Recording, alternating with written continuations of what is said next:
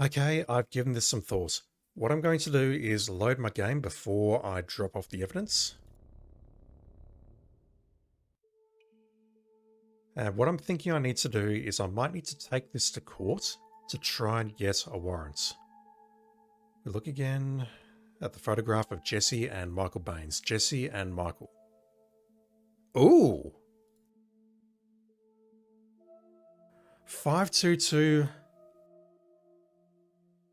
Palm? No, surely that's not it. I tossed that photo as evidence. No, that can't be it, surely. If that is it, I'm going to be shocked. I need to take a look at his profile again. I can actually walk around while he's giving us the evaluation. Surely that's not it. I can't think of any other reason why it would be there, though. Holy crap. Right, well, I'm going to try going to court anyway, because my immediate thought when I was thinking about this overnight was maybe we need to get a warrant. I don't truly believe that's necessary, because look what we did at the old Nuggets. We definitely didn't need a warrant for any of that stuff. We just went there and did it.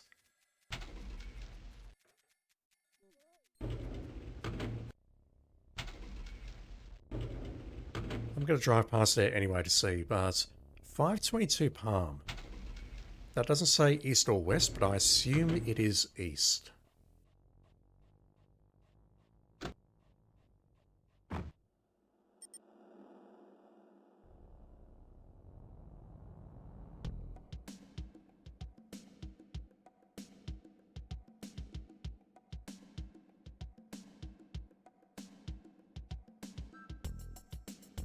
Turn left here and the courthouse is directly ahead. Also, I need to turn in that evidence. Okay, let's hop out. Same time up there, so I suspect that means this is not the answer. You request to see Judge Simpson in her chambers. Denied? Ooh. Well, officer, what's on your mind? I have this fix-it ticket that I was hoping you could clear for me. A what? You know the procedures. Sorry, I can't help you right now. I'll show you the photo in a sec. The bookcase is filled with legal tomes. A lamp is of no interest. The judge's chambers has nice oak panelling. Something about that sentence is freaking me out. The window looks over the park next door. The judge's desk is neat and orderly. The judge's chambers has nice, thick blue carpeting. Judge Simpson looks like a woman who likes to get right down to business. Can I touch anything here? The judge would not appreciate you handling her things. Yeah, I think we're going to get that for everything here. If the judge wants her windows open, she'll open them herself. Right, can I show you this? Do I have the file? No, I've lost the file. Can I show you this book? Not interested in that. What about this? Do I need a warrant? You tell the judge how the photograph of Michael and Jesse Baines helped you locate the suspected crack house. What? Okay, so that address on the photo does... Oh my god, glad I caught that. You try to convince the judge, but she insists on more evidence. I can see you've done some good detective work, Officer Bonds, but I need more evidence to justify a search warrant. Okay, we need to go there and see what's up, clearly. You've already shown the photographs to Judge Simpson. Wow. I got very lucky just then. I think what I'll do is load. Load all the way back here. We may as well get our profile. I then need to make a decision on what to hand over as evidence.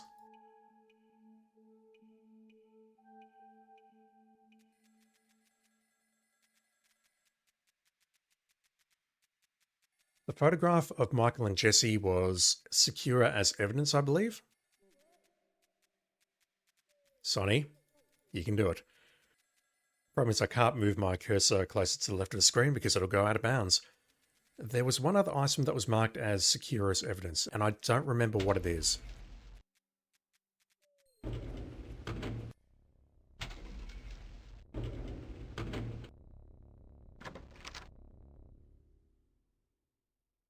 I can definitely hand over that because we asked for DNA.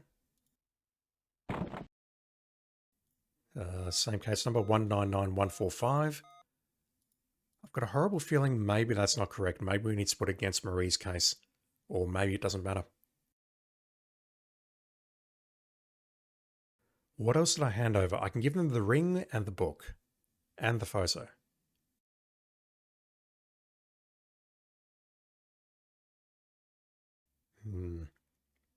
Let me make a save here.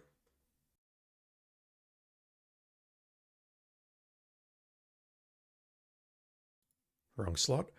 I assume that the crack house that we just mentioned is the address on the photo.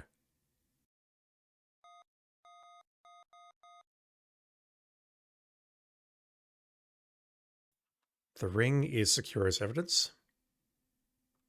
I can't imagine the photograph is anything but secure as evidence, and I don't want to hand that over at this point. Yep, that's nothing. What about the book?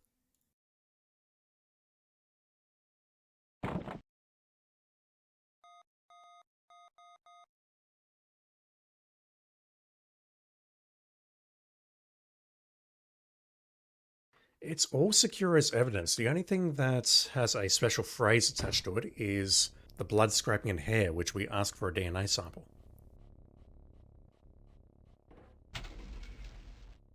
I can definitely hand over that stuff now, but I've got a horrible feeling I might need it. As I did with this photo just now.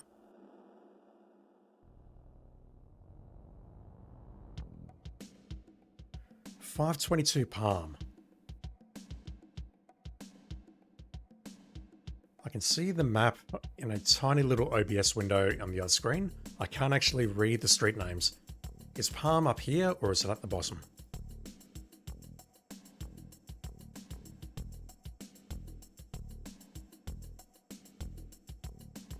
It's here.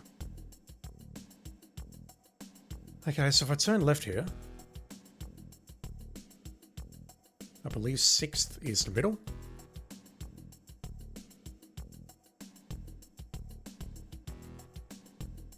So if I hop out after First, between First and River I think it is, or Parkway, not sure, that should be in the 500s.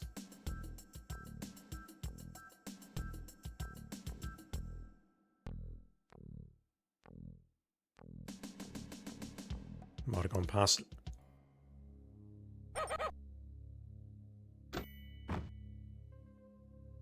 I'll wait here for you, Sonny. No, I could really use your help. Although if you're as dirty as we think you are, then no, that's no help whatsoever. Looks like a happy little mutt. Just to be clear, chat, yes, I am a dog person. The front lawn is unkempt and neglected. Obviously, the people that live here aren't gardeners. I'm not a gardener either, but my lawn does not look like that. Discarded junk in the yard adds to the house's air of neglect. The old car reminds you of the car you had while you were in college, except this one is in better condition. Jesus. Missing a front tire. The house looks like a shack, but judging by the barred windows and heavy front door, it's well fortified. Porch looks like it's about ready to collapse. The windows have been partially boarded over. Underneath the boards, you can see thick metal bars. Can I pat the dog? Oh. You've got more important animals to worry about today. Jesus, game. A rickety flight of stairs leads to the second floor. We're walking over here, which worries me. There's an electric meter on the side of the house. The occupant's electric usage does not interest you. It tells me if there's someone inside and if there's anything running inside. Those metal bars aren't going to budge. Yeah, my gun is equipped. Someone's inside. You can hear movement inside the house, but no one answers.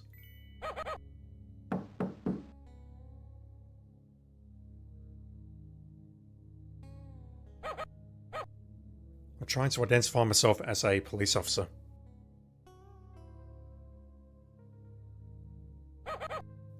Can I go up the side maybe, or is that dangerous? Not even the auto club could get this heap started. That old junk doesn't interest you. I can't pat the dog. This game is... Whoa. Is that death? It is. Looks like not all of the house was fortified. Really, Jim?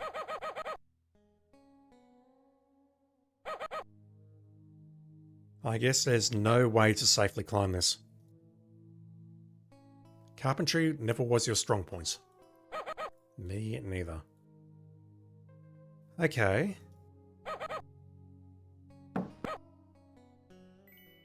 I really want to be able to yell police, so that I can identify myself as a police officer so we can try and gain entrance to the occupancy, but based on what I've just seen now, I think what I have to do now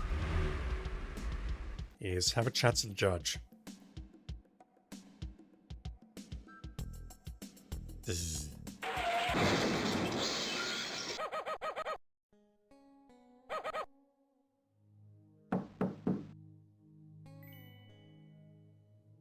Mouse cursor was out of position.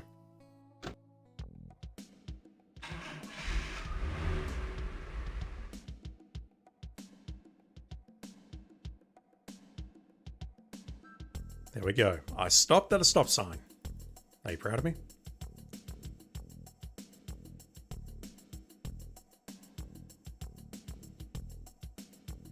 Okay, we need to hang a right on 8th.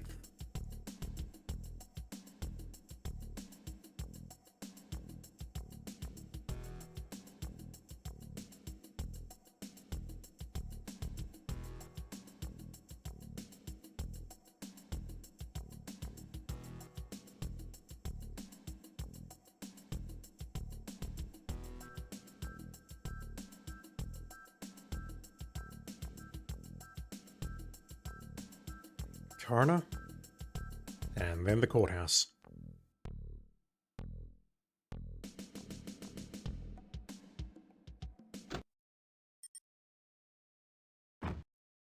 It's slightly later in the day, which is a good sign.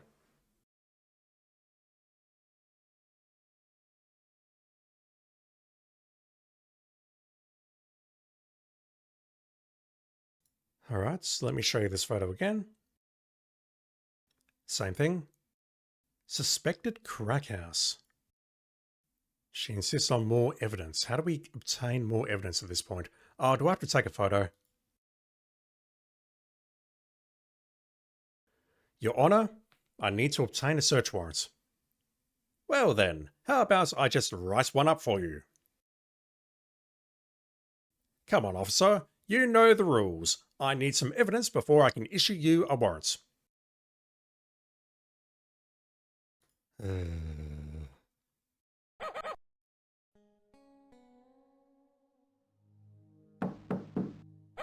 So we knock here. Can I maybe... I've just tried to pixel hunt for the trunk?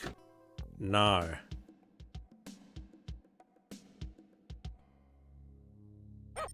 How are we getting in here?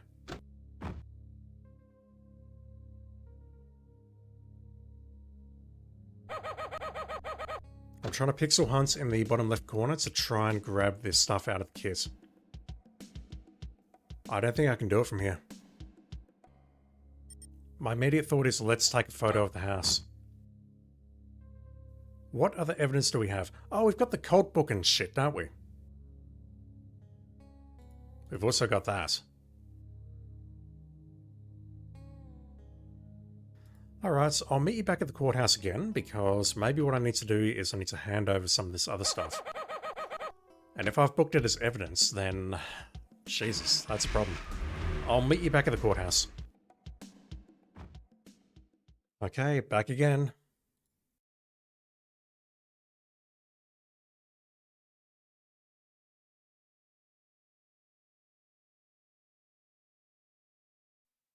What's on my mind is this photo. Can I show you the cult book? Not interested? Can I show you the ring? Not interested? What about this newspaper article with me and a pentagram on it? You hand the news clipping to the judge. Your Honor, I'm convinced that some sort of cult operating a crack house at this location. There's a verb missing there. Well, this looks like a very nasty business indeed. You've sold me.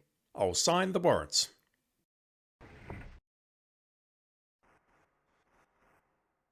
Judge Simpson lays the warrants on the desk and says, "Good luck, officer. Contact me if you need any further assistance." She keeps the warrants in the top drawer on the left-hand side. Good to know. The search warrant lies on the desk. Search warrants. So dramatic. Same thing.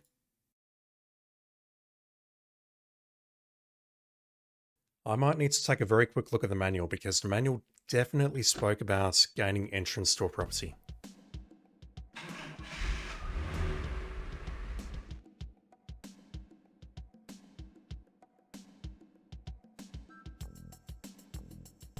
I thought at minimum though that we could talk about how the place has been fortified, how it's in relation to this bloke who's now dead and is suspected of killing people.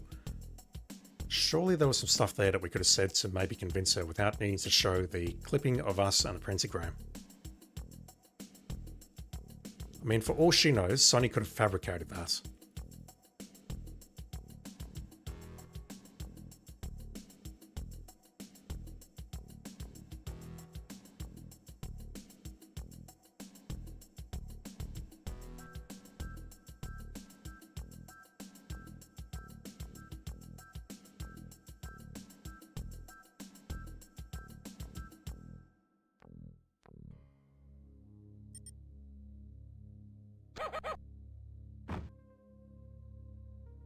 I got the back, Sonny. Keep your head down. Just don't climb up those stairs. Also, I don't suppose I could follow you? Or walk off in that direction, perhaps? Oh. Unless dispatch has some place for you to go, you better stick around and do sergeant stuff. I'd rather do homicide stuff. Can I go around the back here?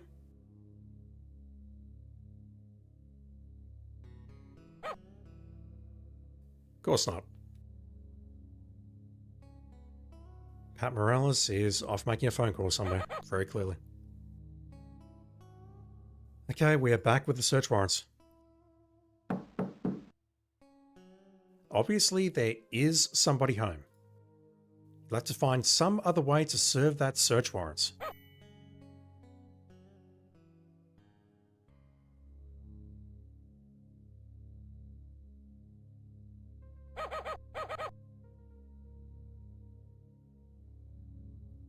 Can I break down the door, maybe?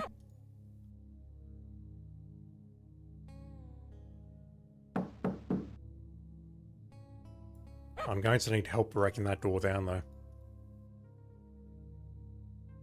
Okay, Pat's coming back. Maybe I can switch the power off. I can switch the power off and someone will come investigate, perhaps.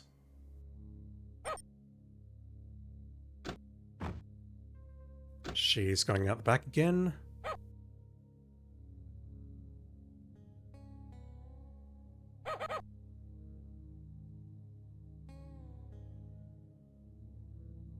That seems like an ideal solution. Turn the power off, person comes out to investigate, and that's it, the door's open.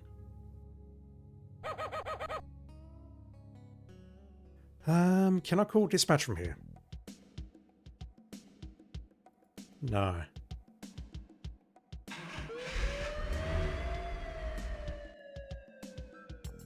Do I need to go back to the judge, perhaps? I don't see what she would have that's actually useful for me, though, but let me try it anyway. Failing that, maybe what I need to do is go back to the station and rally the troops.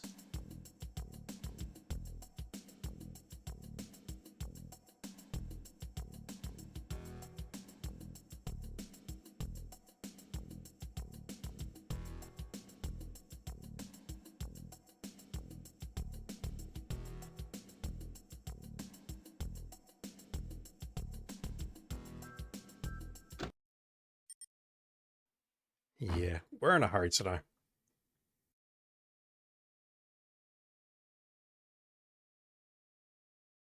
Same thing again.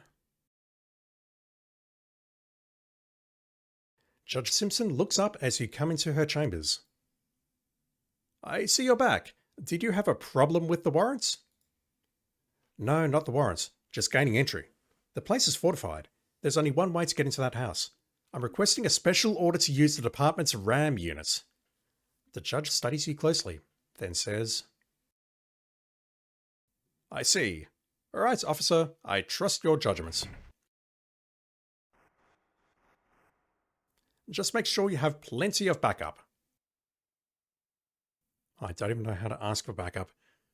The judicial order lies on the desk. Same thing. You pick up the judicial order.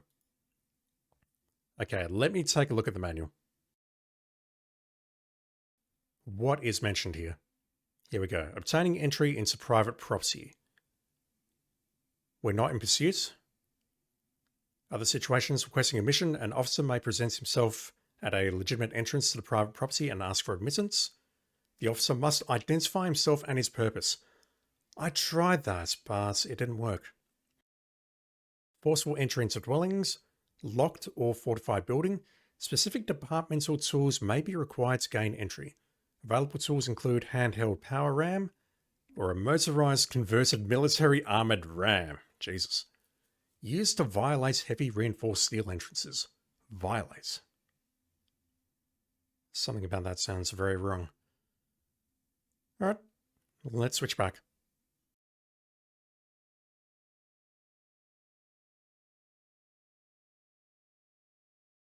So the question is, will this equipment be here when we arrive there, or do we need to go back to the station first? Either way, I do want to go back to the station first at some point so that I can turn in this evidence. It's not going to be right now, though. Let me go back to the house and see if we have our backup. If we don't, then maybe we have to go back to the station and talk to some people.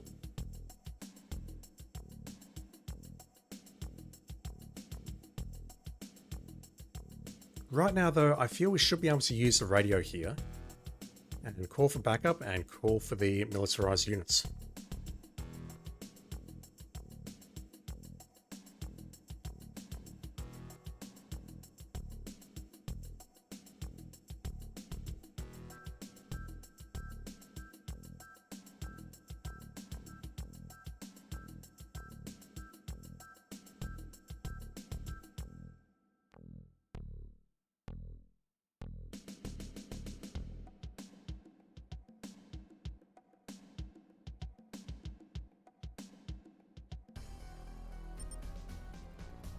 Never mind, they're here.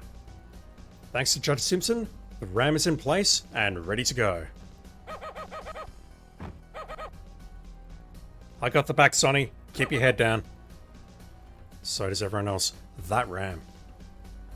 The ram is a fortified military vehicle that's been converted for police work and fitted with a steel hydraulic boom. It can get through just about anything. Your backup officer is in position. Your backup's patrol car is parked next to yours in the yard. Let's get out our gun. Wait until I'm in position, then take out the door.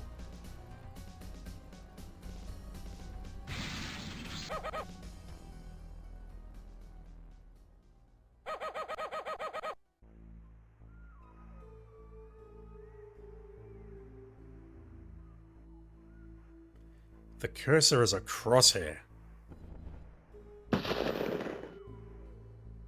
Freeze! I think he's already dead. Don't shoot, I give up!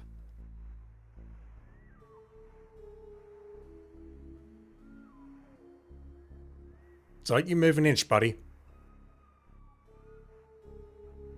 The second suspect is surrendering. It takes you a moment to realise it's Michael Baines. Who's this asshole? The man you shot is dead. Yeah, he rolled into position and I thought he was about to kill me. My life was in danger, so I shot him. Also, he had crosshairs. I can't shoot this guy because he is surrendering. I need to try and handcuff him, but this feels very dangerous. Where's my backup? You feel a sense of satisfaction as you slip the cuffs on the wrists of Michael Baines. Also, called a cleaner, there's a body behind the couch. I'll take it from here, Sonny.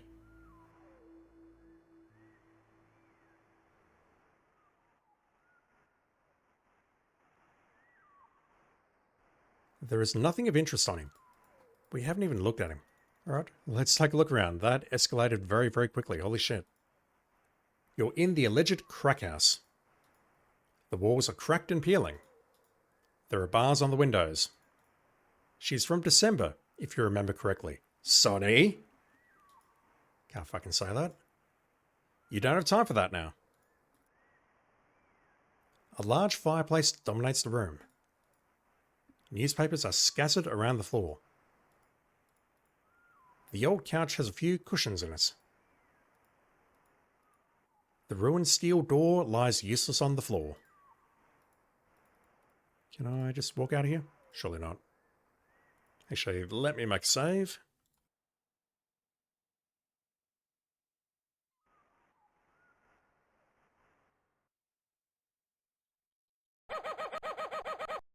Hey, Sonny. Dispatch radioed that you might need the K9 unit, so I brought Spike over. Can I pat this dog? He's got the sense of something big in there. He's about to pull my arm off if I don't let go. Seek.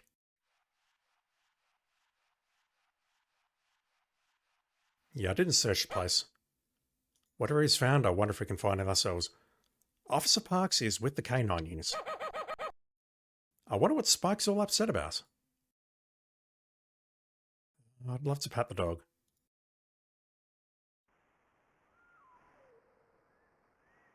Spike looks agitated. He seems to have found something. He's found the money in the cushions, very clearly. You examine the fireplace, but do not find anything of interest. You examine the TV, but find nothing unusual. Marie wouldn't approve of you taking that picture home.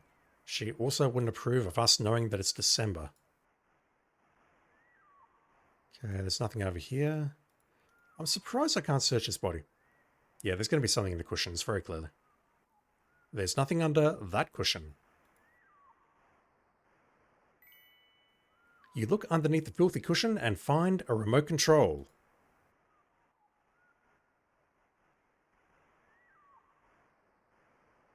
Let's see if we can do that without Spike's assistance.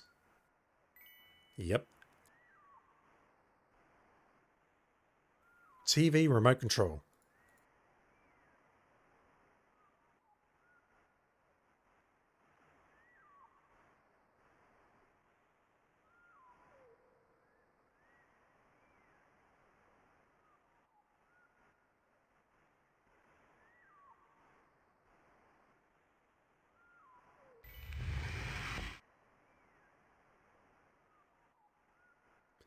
Okay, well that was unexpected. You already had the passage open. Setting it to channel 2 did something on the TV, but channel 8 opens this friggin' fireplace. That's kind of impressive tech. Part of the fireplace has moved away to reveal a hidden staircase.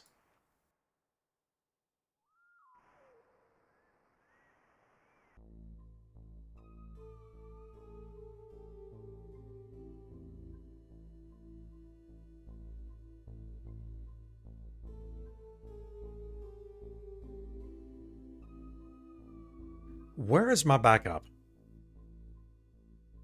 The basement is a seedy looking place. with all the aroma of a drug lab. Okay, we were correct. This is a crack house. The barrels contain chemicals to make drugs. The table is covered with various tools to make drugs. No, I did not flub that. The shelves have various supplies. I want to go back upstairs and call for backup.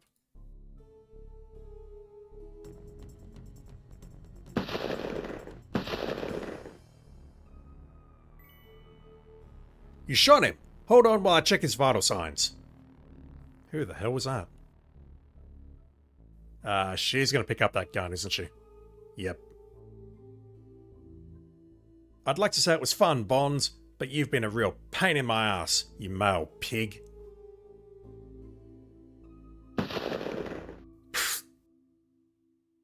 That headshot, Jesus Christ. The dude we took out upstairs was taken out of the chest. This guy died in the chest. I'm not going to move my mouse because that's going to move the dialogue. That dude just headshots at her. Jesus Christ. I'm Detective Hooks, Internal Affairs. We've been keeping an eye on her since your report. Lucky I was here. Is that it? Is that the game? 419 or 460? I think that's a game. I'm pretty sure that's a game.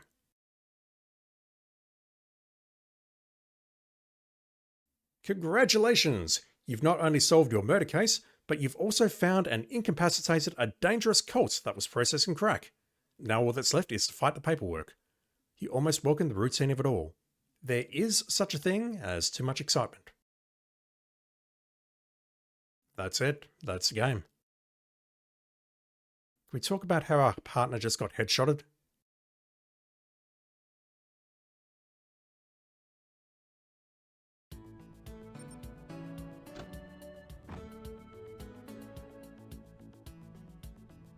But for now, let the cleanup crew do their job and the guilty sleep their dreamless sleep. For you, there's suddenly nothing more important than seeing Marie. I don't think I'll ever be able to look at you again without feeling what I feel right now. Without remembering what a miracle it is just to hold you. Speaking of miracles, Dr. Powers has just given me a bit of news. I'm not reading the next sentence. I'll read this one. Oh, Sonny. I don't like children, chat. Dogs, yes. Children, no. I remember seeing that using the cheat, the command line cheat, and thinking, what the actual fuck is this? LPD recently received this top secret list of the names and occupations of the members of an alleged electronic terrorist group. The gang leader, one Jim Pretty Boy Walls, has been known to threaten to shape Litton's future like so much silly putty. It is not known at this time if the gang's intentions are for good or evil, or if they should even be taken seriously. Nevertheless, be on the lookout for the following gang members. Their wanted for questioning. Credits. Once again, this was an absolute pain to record, and I haven't started editing it yet, but the way this game is designed, the way that some stuff moves very quickly, some stuff moves very slowly, some stuff doesn't move at all, it makes for a very inconsistent and frustrating experience. In fairness, this could be a scum VM problem because I'm emulating it, but that said, I would have to emulate it in DOSBox anyway, so who knows. What was my final score? 419. I'm missing, how many points is that? 41 points. Very, very quick thoughts. I like this. It's a little bit uneven in parts, and the whole cults thing didn't really do anything for me. But honestly, I preferred this one over Police Quest 2 by a significant amount. I feel that there was a huge amount of, pardon the expression, a lot of bullshit in Police Quest 2, like finding the kit behind the counter and having to do some certain things in the game that I can't think of right now. I'll put it in post. This one, by comparison, yeah, I had my moments where I was sort of stuck, but I was able to figure it out pretty easily, and somehow I got through this without looking at the walkthrough. I don't know how the hell that happened.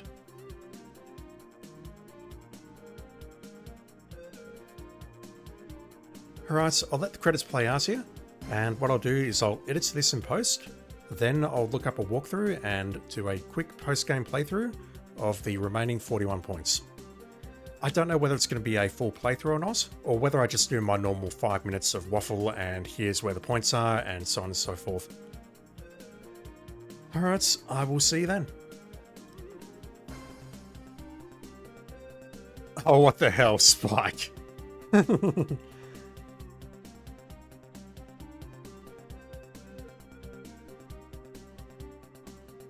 Coding of the animal sequences, no animals are in any actual danger. Come on, game.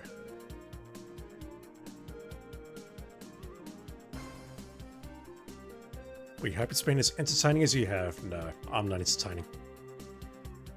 Up, it's looping now.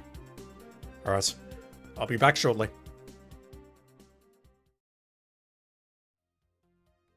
Alright, all done. The editing is done, and I've just completed my post-game playthrough.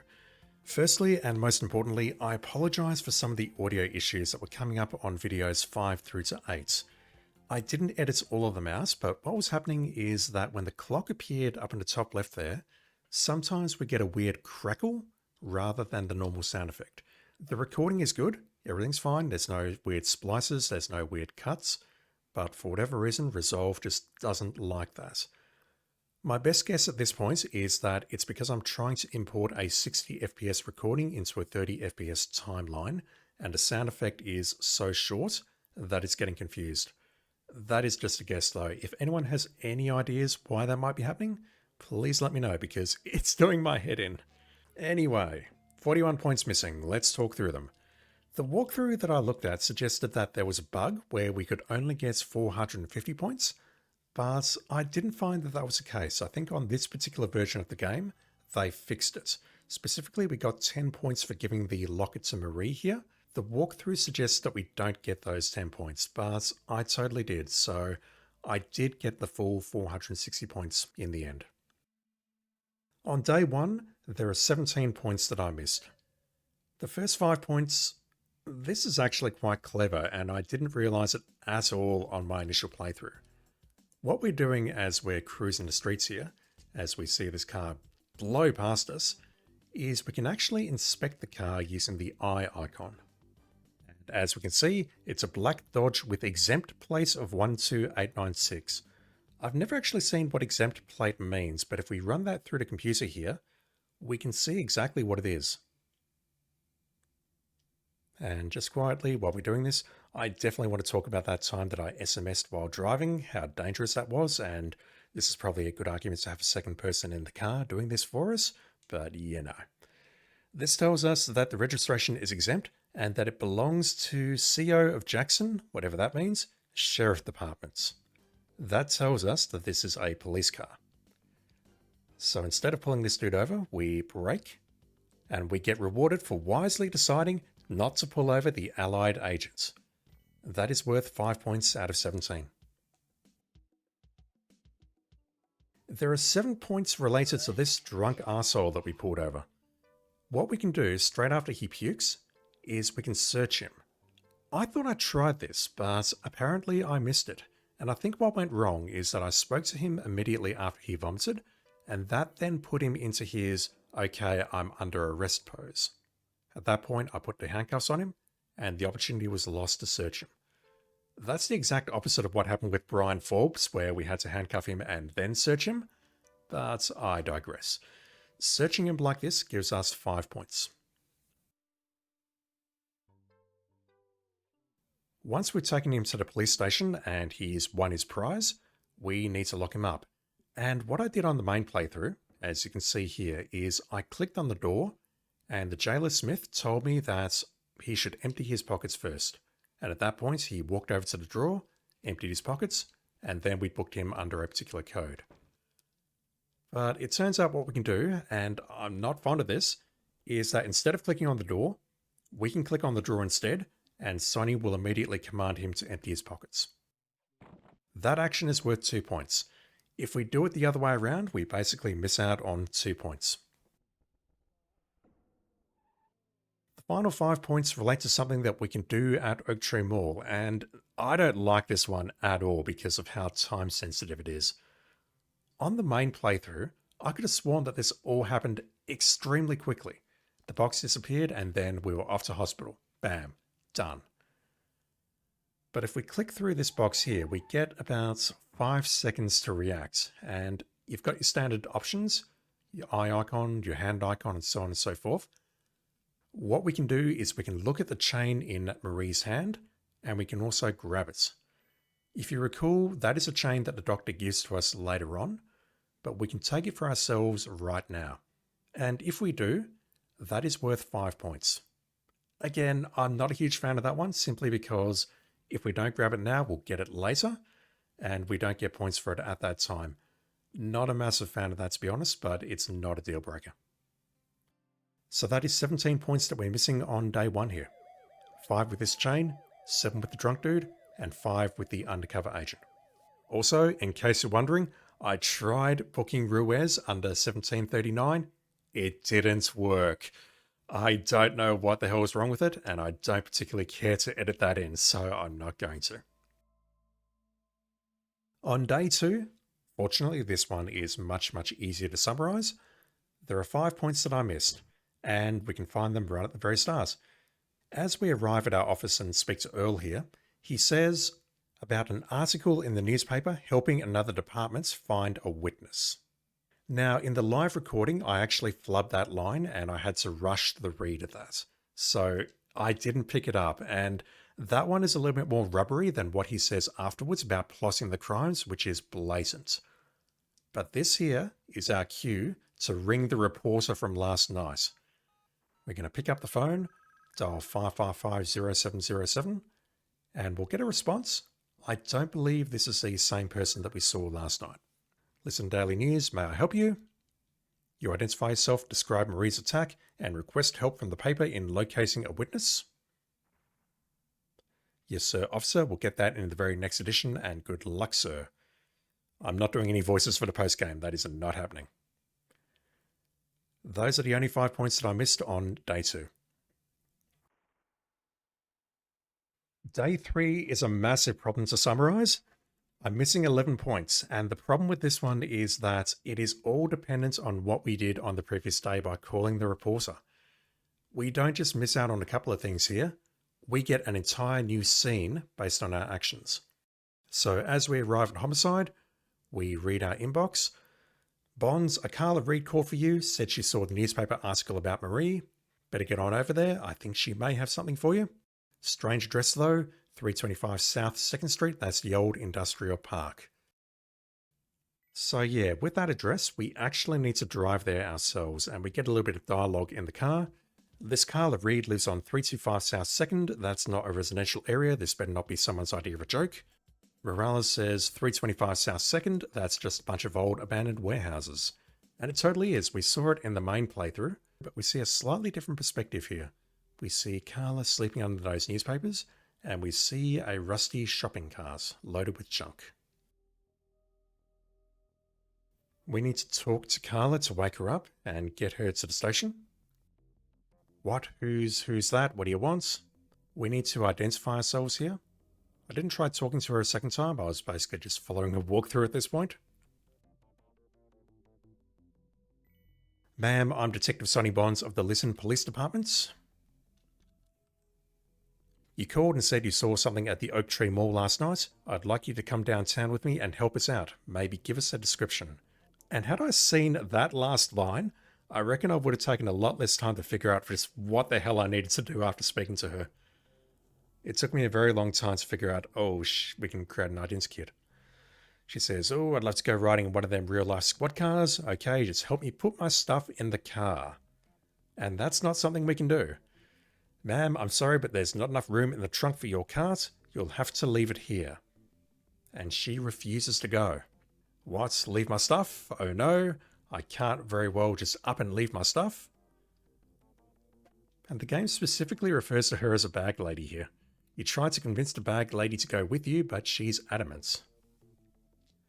The last time I left my cart alone for 2 seconds, I had a year's worth of Cosmo stolen.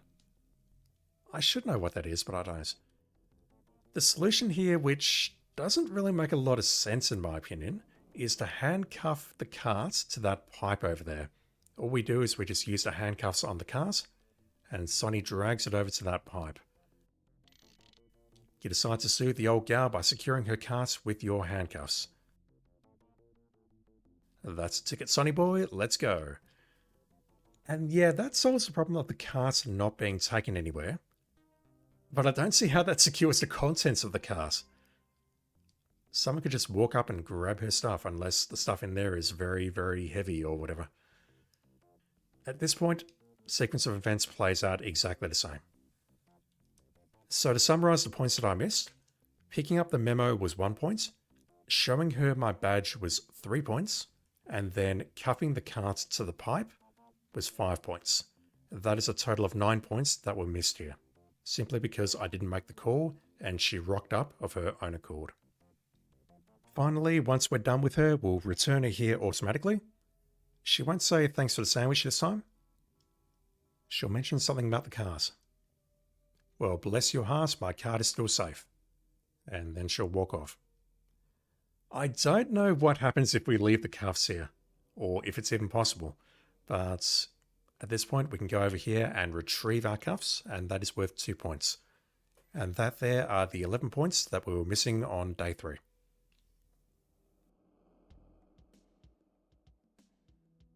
On day 4, I only missed 5 points, and I'm salty about these because we haven't had to do this anywhere else in the game. Just quickly, before we go over there and look at his body, we do have the opportunity to check out this car's VIN. It's in the windshield. I thought I pixel hunted for it, but I didn't find it. We get it, it's 127663, and as we find out later, we can't do anything with it, but it's there. This body.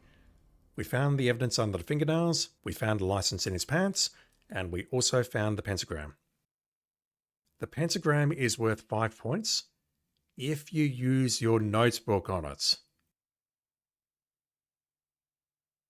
You carefully write down the information in your notebook.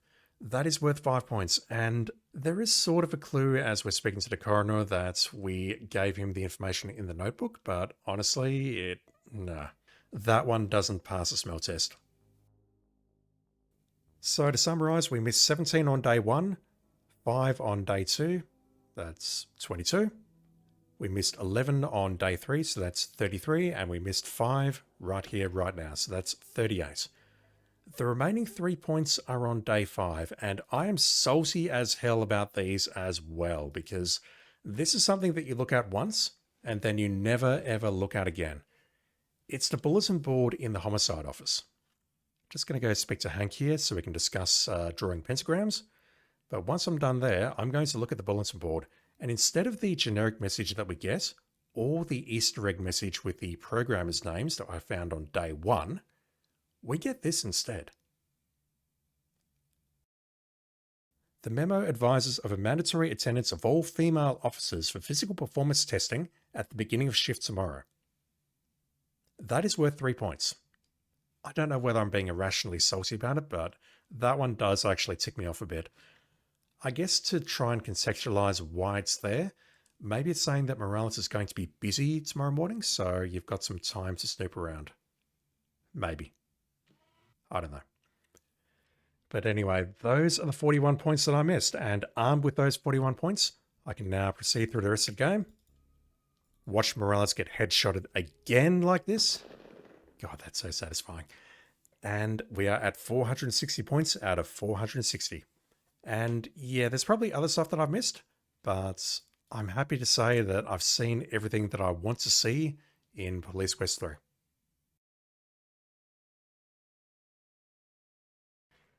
Okay, I've been trying for the last 10 minutes to put my thoughts on Police Quest 3 into words, and I am struggling. Long story short, I really, really like this game. I like its style, I like its presentation, I like its music, and I really think that Jane Jensen and Jem Walls' writing styles have significantly improved over the earlier games. Compared to Police Quest 2, I do know that a lot of people like Police Quest 2 for its plot, but honestly, it really didn't do anything for me. It was very... I don't know if predictable is the right word, but when you distill it down into its basic form, it was literally dude you imprisoned previously, breaks out of jail, and then goes and murders everyone who was involved. And it was just a little too... I don't think linear is the right word to use here, but the plot seemed linear. Does that even make sense? I don't know.